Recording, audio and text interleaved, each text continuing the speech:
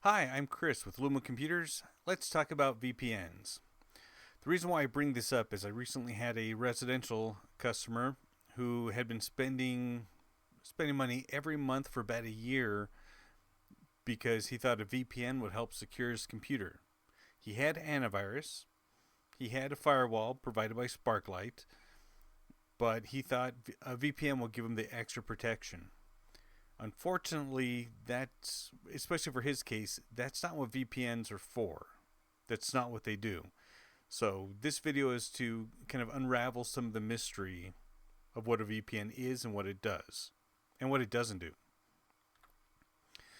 So, for residential customers, VPNs are marketed as a way to gain access to content that you normally wouldn't be able to do.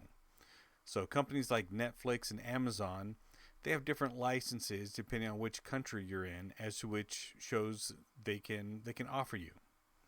So, kind of getting around that system by using a VPN is how a lot of people employ it. But in this case, it's not about security. It doesn't add to your security at all. And if you're not interested in trying to circumvent some of these things in order to gain access to shows that you wouldn't normally be able to see, then a VPN isn't going to do you any good. You're just wasting money and you're slowing down your internet.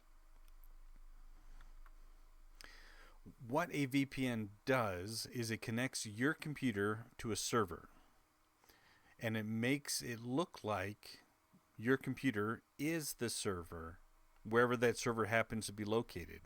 That's how it gets around the restrictions. So if you're in the United States and you connect to a VPN server in, let's say, Australia, Netflix and other companies have no way of telling that you're not actually physically located in Australia. That's how you get around that. So basically, the server becomes a proxy. It acts as the go between. So you say, hey, I want to see this site. The server goes and fetches that site, brings it back, and sends it back to you. That slows down your internet connection. So, as you can see in this diagram, between the computer and the server, the little lock symbol means that's a secure connection. Hackers can't intercept what's going on there, but if you're just doing regular household stuff such as watching movies, visiting your bank account, it doesn't matter where you're at. It's not another layer of security. Where businesses use this and where it really becomes handy is if a home or remote user wants to access something in their network, such as a server, they can use a VPN to securely connect from their home to the server and thereby avoid any hackers en route. Of course, if a hacker is already in the server, then it doesn't make a difference if you're using a VPN or not because they're already there. But most of the time, server security is set up very well, so this is a good way to connect to resources without actually having to go to the office. Another good thing it's used for is public Wi-Fi. If you need to connect to a server at your work that has sensitive data, you should be using a VPN. If you're not at home using a VPN, you're on the road with your laptop, a VPN will keep the connection from your computer to the Wi-Fi to the server secure. Hackers won't be able to intercept it. Where it especially becomes important is if a hacker is, let's say, sitting at Starbucks. You always see lots of people sitting at Starbucks, or like at an airport, they're on their phones. A hacker could set up something called a man-in-the-middle attack, where they pretend to be Starbucks or Wi-Fi, or Starbucks or the airport. When you connect to a website, let's say Bank of America, if you're connecting through the hacker and the hacker is then connecting to Wi-Fi, they can intercept a lot of that traffic that goes in between.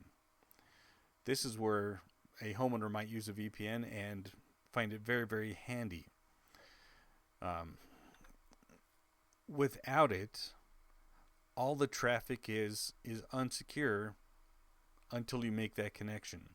So potentially you could give up your username and password Let's say you're connecting to a non-secure site, which is especially dangerous.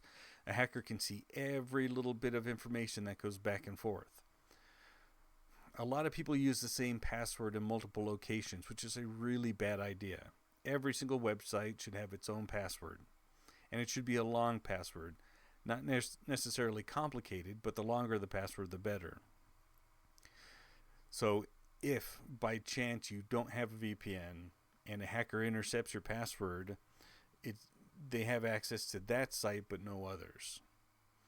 You see, computer security isn't an all-in perfect solution once it's set up. It's just mitigation. The more layers of security you have, the better. The more difficult you make a hacker's life, the better. But not having a VPN when you're connecting to public Wi-Fi is a serious security risk. Something else hackers can do is set up a device that, of course, pretends to be the public Wi-Fi and then walk away. They can leave the device behind.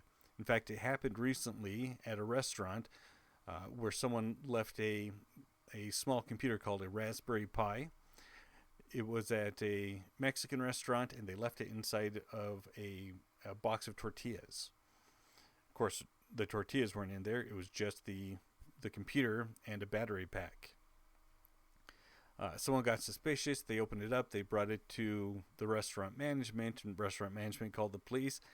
And sure enough, a couple hours later, someone came by looking for it and was asking about it. Probably the dumbest hacker in the world. But with this kind of device, all they have to do is set it up, walk away, come back a while later, and have a whole list of usernames and passwords that were intercepted. They can even set up the Raspberry Pi to act like it's Google, a Google login page or a Microsoft login page, and it'll look real. They'll accept the information, store it in a database on the device, and then allow you to go wherever you were going in the first place. Most people wouldn't even think about it because once in a while, Google and Microsoft ask for your username and password to verify that it's still you, that no one else has control of your computer or is pretending to be you. But in this way, you give them your username and password without having to check anything. So a VPN would have prevented this. Because if you connect to a hacker and they just have basically a hotspot set up, which is their Raspberry Pi, they ask for a username and password, you try to turn on your VPN, it's not going to connect. Because VPN needs to go all the way through everything to finally get to the server. If it can't get to the server, it can't connect and you'll know something's wrong.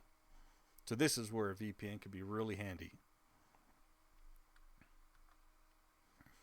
So for home users, a VPN really is only good if you're connecting to public Wi-Fi. If you never really travel or you don't bring a computer with you, all you have is a desktop computer, it's not going to do you a lot of good unless you're trying to get around restrictions and pretend like you're in another country. That's really the only reason for it. But for businesses, it's absolutely essential, especially if you have any data on your computer that if it gets compromised is going to cost your company millions and put you out of business, or if you're trying to connect to a company resource at another location. It's absolutely essential to have a VPN, a virtual private network. If you have any questions about virtual private networks, you need help setting one up, or you just want to talk about it, come visit me at lumocomputers.com and I'll get you hooked up.